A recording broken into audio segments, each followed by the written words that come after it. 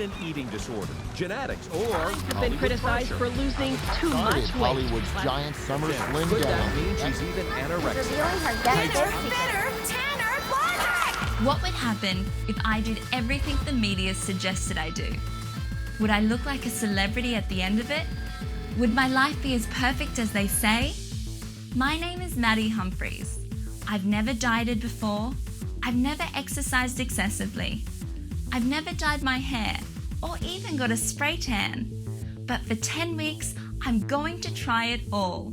Every week, I will test a new diet, exercise regime, and beauty treatment, praised by my favorite celebrities, the hottest Hollywood trends. If they say it, then I'll do it.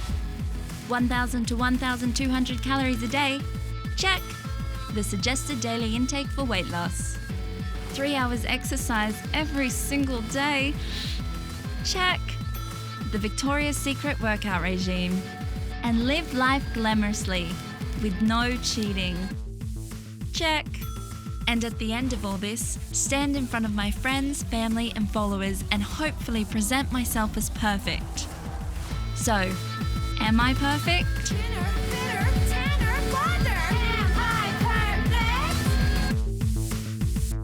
But what exactly is perfection, you ask? Well, the media constantly tells us it is the tan, fit, blonde, toned, thin, athletic, natural, flawless, easygoing, adventurous woman. With celebrity culture so obsessed with appearances, with luxury, with bigger, thinner, softer, smoother, lighter, younger, tighter, better. How can we not strive for perfection? If all that wasn't enough, the younger generations are now exposed to hours upon hours of online content. From YouTube, Google, Facebook, Instagram, and iTunes, to Twitter tweets, Snapchat, DPs, vlogs, statuses. Hashtag where does it all end?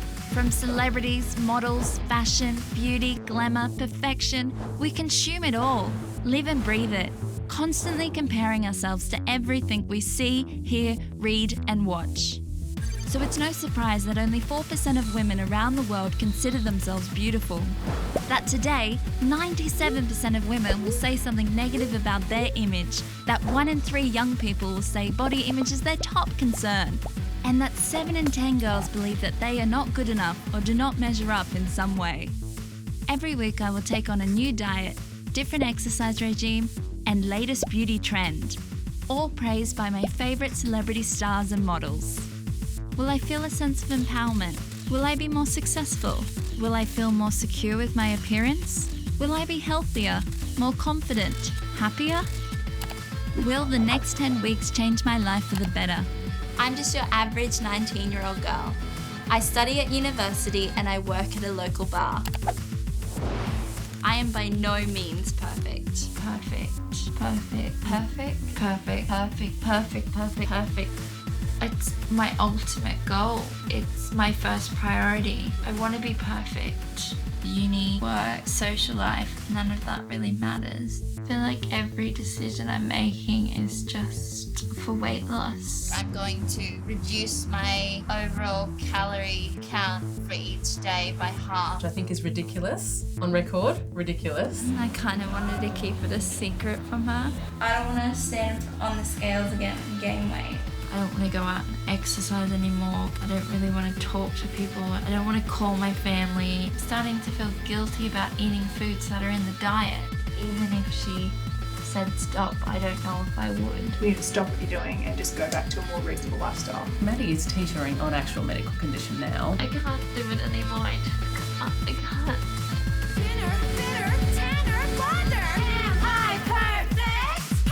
So while I can still eat whatever my heart desires, let's go out with a bang.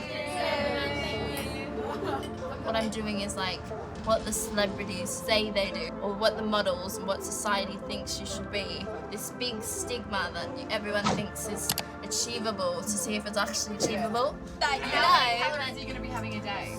About 1,000 to 1,200. That's what they recommend is like the lowest calorie intake for fat loss. When I hear people say that this is what they do and this is how they look, I'm kind of disbelieving.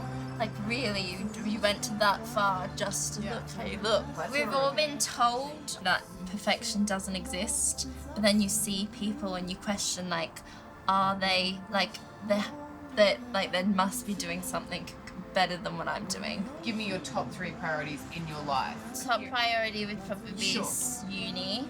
Second would probably be family, friends. Yeah. Third would probably be life experiences. Appearances for me isn't really a priority. But do you think you might become more shallow? Maybe. I'd definitely like to be dress size smaller. Yeah. I think everyone would. Will I be treated differently? Will the male gaze be more directed at me instead of the other girl? But I want to know, like, am I actually like in the blind? Yeah. And if I did this, things could be better. I think the next 10 weeks will really be beautiful body, crazy head. I thought tonight was going to be fun, but it really brought to life what I was about to embark on. I had never had conversations about my appearance, and all of a sudden I felt more insecure than ever. So this is day 1, vlog 1. It's very confronting talking about, I guess, your personal feelings about body image. Things like, you know, what do you not like about yourself? What do you like best about yourself? They're actually really tough questions to answer. I'm excited, I'm nervous. How hard could perfect really be? Well, I was about to find out. Kicking off my journey, I started week 1 with the infamous cabbage soup diet, almost cutting my normal calorie intake by half. I also had to try boot camps every day as my new exercise regime, and would have to end the week off with my first ever spray tan. But I knew if I was going to attempt this, I was going to need some serious medical supervision and advice. So I enlisted the help of a dietitian and nurse to supervise my progress throughout the 10 weeks. It's pretty perfect actually. It's about 122 on 80, which is what we just regard as standard blood pressure. That's what people are aiming for. Normal. Okay, so we might just do a weight. I avoid these at all costs. At the moment, it seems like you're lovely and not ruminating about food and food choices, and that's really a major part of people with weight concerns or chronic dieters. That side of things really ruins lives. So I, as much as possible, am going to be helping you to try to avoid entering that headspace, because that then leads down the path of disordered eating. I might even have to get you to read it. We can step away. Looks like 174. Yeah. Close. Does that sound? Is that what's 174.1. Point 1. Extra 1. Yeah. You'll be using up in physical activity more energy than you'll be taking in with your food. So the deficit is twice what even the most restrictive hospital-based weight loss diets would recommend. Oh.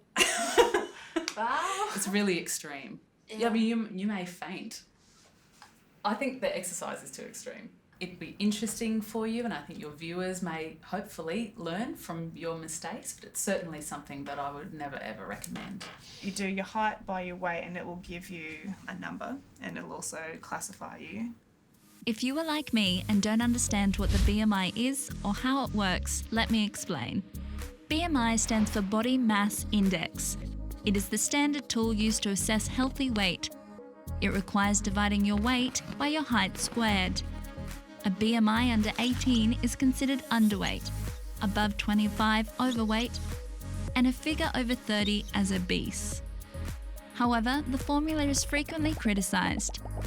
It was created to assess a general population. It was never intended to be used on its own for individual health status, like it so often is. So what's healthy? Healthy, generally somewhere between maybe 18 and 25. So at the moment you're 33.72. Being perfectly honest, seeing something like obese come up, it automatically makes you want to just Is it go motivating? for it. Yeah, Yeah. very motivating. No one wants to be associated in any means with obese. It doesn't make you feel good at all. It makes me feel ashamed. It makes me feel like, how did I get to this point? Never really ever thought that I was obese. Determined now, more than ever before, I jetted off to the kitchen to prepare some cabbage soup. So basically, the cabbage soup diet is exactly what you think it is. A whole lot of cabbage soup and only a few other selected foods. But when I read that the extremely fit vampire slayer, Sarah Michelle Gellar, was singing the diet's praises, well, I knew it would have to be the first diet I attacked. They say it's more of a fast fix rather than a lifestyle choice, but as it boasts you can lose up to 6.5 kilograms in just 1 week, I was excited to put it to the test.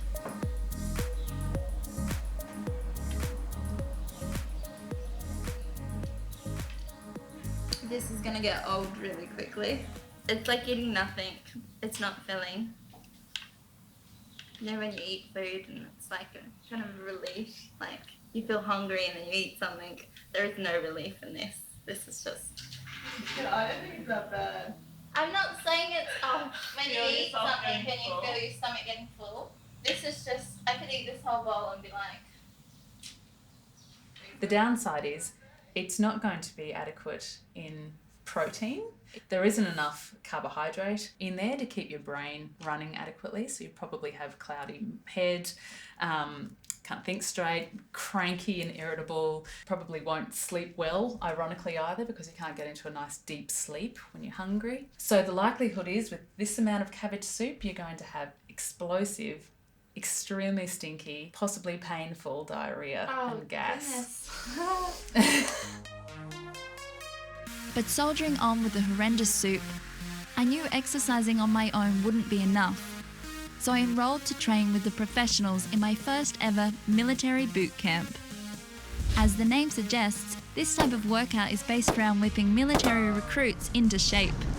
With a constant influx of praise from Hollywood glamours, Kim Kardashian, Lady Gaga, Katie Holmes, and my favourite Jessica Biel, I just knew I would have to give it a go. A typical class lasts an hour and can burn around 600 calories. I could hardly wait. Push it right back between your legs and then opening up to there. There we go.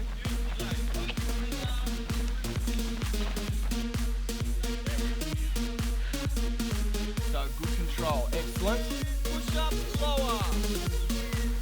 Raise. Lower. Now, when we do push-ups, we never go down on our knees. Got it, Maddie? Yeah. That's yes, Corporal. Yes, Corporal. Having never focused on my fitness before, to say I was struggling would be a massive understatement. If this looks a little bit better, I'm literally running rings around me. how you feeling already? Tired. Tired? We've only been going for what? 1 minute and 20 seconds. On 2 bananas and only cabbage soup. It's not ideal. Are you feeling like you want to vomit yet? A little bit. A little bit? Good. That Yes, feeling Corporal. means you're putting in 100%. There we go. I don't want to hear you say I can't. Come on, Maddie, come on. Go, go, go, go, go. There we go. Steady. It was only day 2 and already my body was screaming no. I wasn't sure if it was going to get any easier. I just want to go home. Can we just go home? I feel like all I do is sleep, eat, exercise, repeat.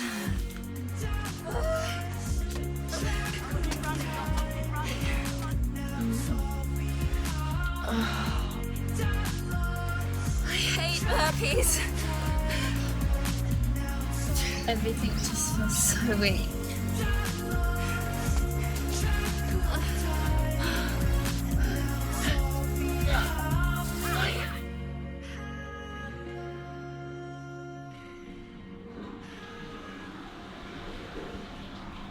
Disaster has struck.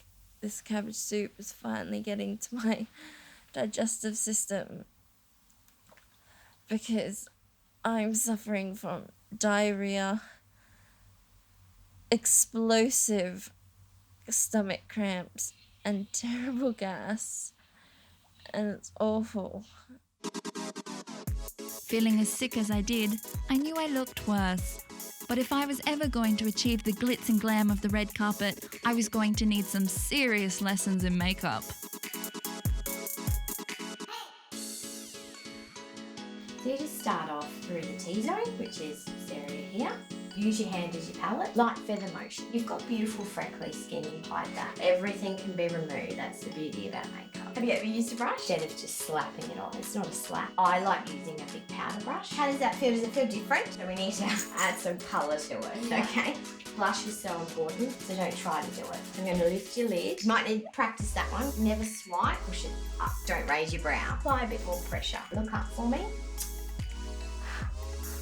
Start here. That's bad for a first attempt. I'll even it up in a moment. Yeah. Do you see how simple that is? So we just need to keep practicing. A bit more mascara. How much more natural does that look? Stand over here. That's really simple. That's your daytime look. It may seem lengthy, it may take time, but persevere because it can really make up. We want to enhance your natural beauty, not cover it up. I wasn't so sure I had taken in any of what she was saying, and when I attempted it on my own, it was quite obvious I still had a long way to go. Dab, not stroke. That is apparently the key. I think it was like a T. Yeah. I'm just gonna dab it everywhere. Oh, this is not good. You look like an alien. Even the light makeup is too tan. This one was like the forehead stuff. This terrifies me. Oh, I think I pinched my eye. This does not look right at all. I look like I have a black eye. Oh god, it's too much. Ooh. Ah. Oh god. I'm gonna cover it up with something else. The last thing I'm gonna do is what I read online. It's what Kylie Jenner, one of the Kardashian sisters, does to make her lips look big, which is all the rage. She puts her lips into a small container until they get like duckish, so like this. It's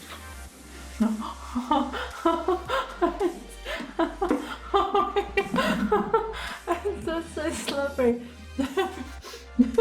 They've gone numb. They are bigger. Well, that did not work. I think I'm gonna start again. I'm gonna have to get used to applying it all the time.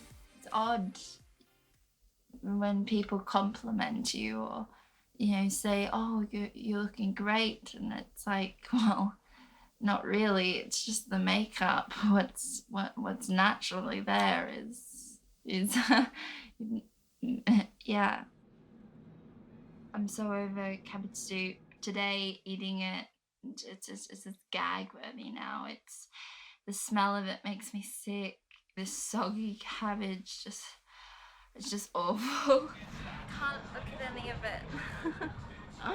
Today was my first day at work on the diets. I work in this restaurant bar, and seeing all the delicious food, it was complete torture.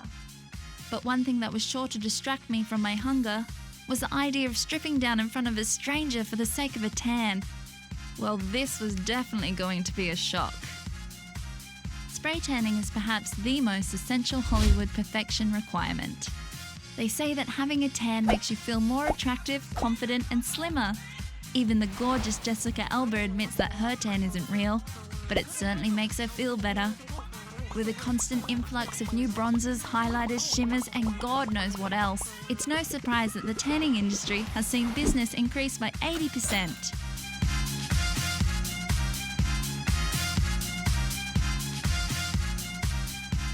They say you lose 10 kilos with a tan, so it's good. Oh my god. Do you love it? Yeah. I look so brown. It looks kind of dirty at the moment, but I'm sure when I wash it off. Definitely. I've always been really pasty, white, and now it's so tan. You probably won't even notice your freckles too. Yeah. No, or do you have to get that on camera?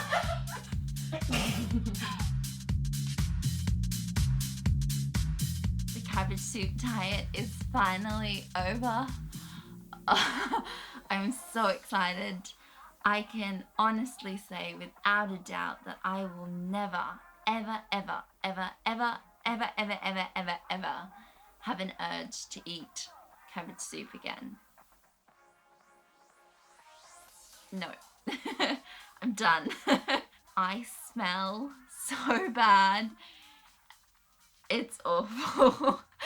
There is absolutely nothing glamorous about what comes out of you when you do the cabbage soup diet. But I'm really excited for week 2. My spirits are still high. Come at me.